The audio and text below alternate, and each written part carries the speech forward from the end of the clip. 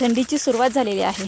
शेताभाताकडं काम करत असताना, भिजवणी करत असताना काळजी घ्या, कारण की आपण आजारी झालो तर नुकसान आपलंच होणार आहे. तर मंडळी, आता माझ्याजवळ आहे ही 1 किलो साखर. आता ही साखर मला नानांनी आणायला सांगितलेली. आता ही साखरेचा दर आहे 44 रुपये किलो.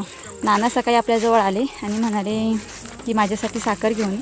तर आता चाललेले आहे त्यांच्या घरी.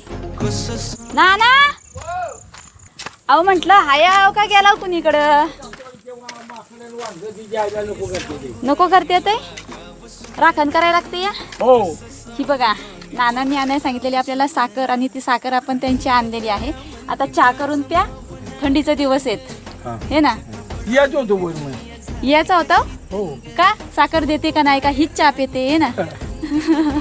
चालते चालते, आणले जरा. हाय केला की ये चपी. अहो चहा पिऊन आले मी. नानी हाय कुणीकडे तयार केलाय. तयार केला येऊ. मी येणार होते पण काही करून ठेवलंय का काही? हो, ये.